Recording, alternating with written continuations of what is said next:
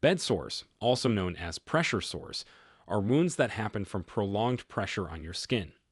When you sit or lie in the same position for too long, the weight of your body presses the skin against a surface, like a mattress or chair. This squeezes the tiny blood vessels that deliver oxygen and nutrients to the tissue. Without adequate blood flow, the skin and muscle cells underneath it begin to die, creating an open wound. Imagine pressing your finger against your skin for a long time. Eventually, that area becomes uncomfortable because blood flow is restricted. Now imagine that happening with the full weight of your body. Bed sores typically develop over bony areas of the body, where the skin is pressed between bone and another surfaces. Examples of these areas are heels, hips, tailbone, elbows, and shoulders. What's interesting here is that the damage process can happen surprisingly quickly, sometimes developing serious damage in just a few hours. While bed sores can happen to anyone with limited mobility, they're particularly concerning for elderly people, those recovering from surgery, or anyone with conditions that make it hard to move or feel sensation in parts of their body. Studies estimate that over 2.5 million people develop bed sores each year in the United States alone. Research shows that up to 28% of hospitalized patients and 70% of nursing home residents experiencing some form of bed sores. Types of bed sores. Bed sores are classified into 4 stages based on the severity of tissue damage. Stage 1. This is the mildest stage where the skin is intact but red, warm, or discolored. When pressed, the area doesn't briefly lighten, which is a red flag. It might feel tender, itchy, or burn slightly, like a mild sunburn. Stage 2. The skin breaks open, forming a shallow sore or blister. The wound is pink or red and may ooze clear fluid. Stage 3. This stage presents as a deeper wound that extends into the fatty tissue beneath the skin. Infections often start here, causing foul-smelling pus and worsening pain. Stage 4. This is the most severe, where the damage reaches into muscle, bone, or supporting structures, potentially exposing tendons or bones. There are also 2 additional categories. Unstageable pressure injuries, where the base of the wound is covered by dead tissue, and deep tissue pressure injuries, which may appear as purple or maroon-colored intact skin but have underlying damage. Symptoms of bed sores. The signs and symptoms of bed sores develop in distinct stages, and catching them early can make a huge difference in treatment success. When a bed sore first begins to form, you'll notice unusual changes in skin color. On lighter skin, the area becomes red, while on darker skin, it might appear purple or blue. This affected area will feel different from the surrounding skin. It might be warmer or, sometimes, cooler to touch. If you press your finger against this discolored spot, it either stays discolored or takes longer than usual to return to its normal color. As the condition progresses, you'll notice more concerning changes. The skin might feel either unusually firm or squishy compared to the surrounding area. People often describe feeling burning, tingling, or other uncomfortable sensations in these spots. If you're caring for someone who has difficulty communicating, you might notice them wincing or showing signs of discomfort when that area is touched. If the bed sore continues to develop, the skin begins to show more serious damage. You might see something similar to a blister or an open sore forming in the skin. The surrounding skin often becomes shiny or flaky. At this stage, the pain typically intensifies, and the person might complain of constant discomfort, even when not touching the area. In severe cases, the damage goes deep, much deeper than what you can see on the surface. The wound might open up significantly, potentially exposing layers of fat, muscle, and in the worst cases, even bone. These severe wounds often produce a strong, unpleasant odor and might drain cloudy, discolored fluid.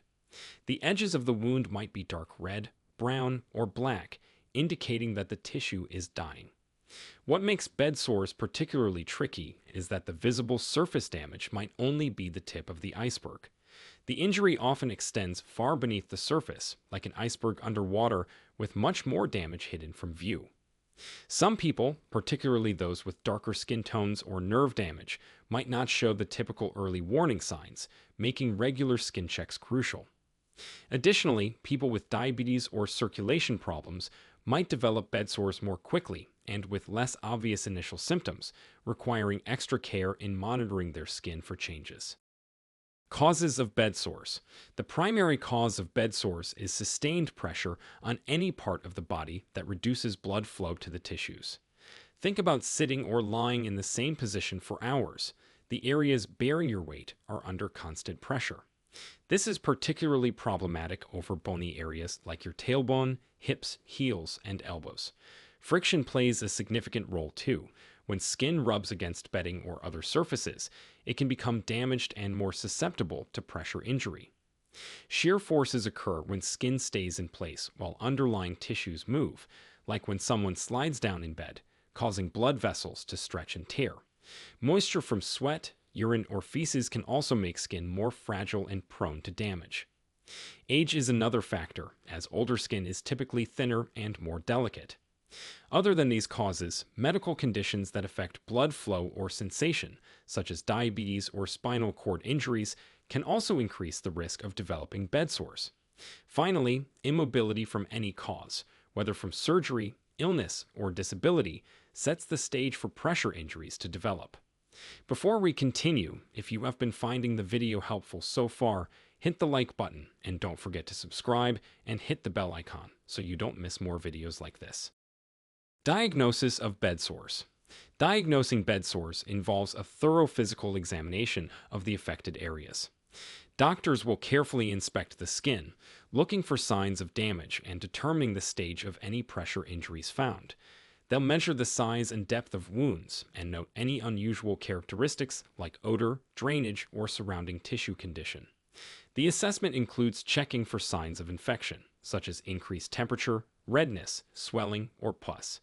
Your doctor will also evaluate the person's overall health status, including nutrition, mobility, and any underlying medical conditions that might affect healing. They might order blood tests to check for signs of infection or nutritional deficiencies.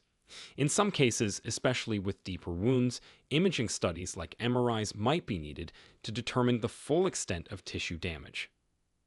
Treatment for bed sores. There are various approaches to treating bed sores, ranging from basic care to advanced interventions. Number 1. Pressure relief and repositioning. The cornerstone of bed sore treatment is relieving pressure on affected areas. This involves implementing a regular turning schedule, typically every 2 hours for bed-bound patients. Special support surfaces like air mattresses, foam overlays, or specialized beds help distribute pressure more evenly.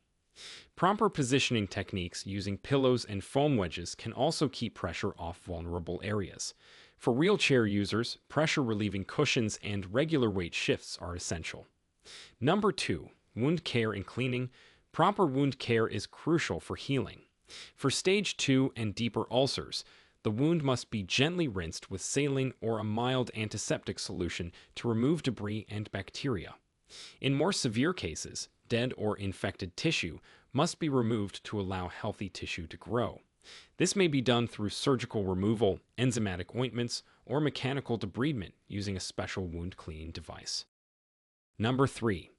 Advanced dressings. When it comes to healing bed sores, not all bandages are created equal. Advanced dressings are like specialized tools designed to tackle specific challenges, whether it's managing moisture, fighting infection, or cushioning vulnerable skin.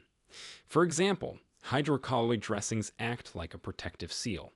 These waterproof, gel-forming pads stick to the skin around the wound, absorbing light drainage while keeping bacteria out. They're ideal for early-stage sores or areas that need to stay dry, like the lower back. On the flip side, hydrogels are all about hydration.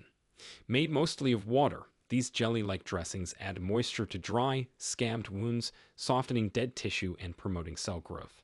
Think of them as a cooling gel for parched skin. For heavily draining wounds, alginates step in. These are fibrous dressings derived from seaweed, and they can absorb fluid like a sponge.